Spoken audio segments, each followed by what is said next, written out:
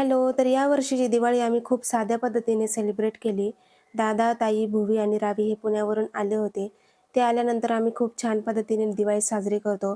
पण यावर्षी काही मूडच नव्हता. तर आम्ही दोघी जावा अशा रेडी झालोय.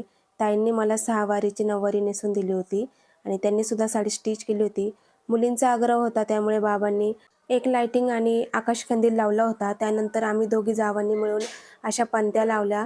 ताईंनी छोटीशी अशी रांगोळी काढली होती. तर सगळ्यांनी मिळून अशी छोटीशी पूजा केली. पूजासुद्धा थोडीशीच मांडली होती. सगळ्यांनी मिळून इथे पूजा केली. काही फटाके आणले होते. सगळ्यांनी मिळून इकडे बाहेर आलो पूजा झाल्यानंतर आणि सगळ्यांनी मिळून इथे फटाके वाजवले. फटाकेसुद्धा फारच कमी आणले होते. दरवर्षी देखील आम्ही जास्त फटाके वाजवत नाही. जास्त प्रदूषण होणार नाही याची आम्ही सगळेजण मिळून काळजी घेतो. थोडेसे फटाके आणले होते तर ते आम्ही सगळ्यांनी मिळून इथे वाजवले. परी आणि वीरा फटाक्यांना खूप घाबरतात. तर पुढे मी वीराचा हात पकडून सुरसुरी वाजवते. तर अशा पद्धतीने यावर्षीची दिवाळी आम्ही खूप साध्या पद्धतीने सेलिब्रेट केली. तर तुम्हाला कशी वाटली नक्की कळवा.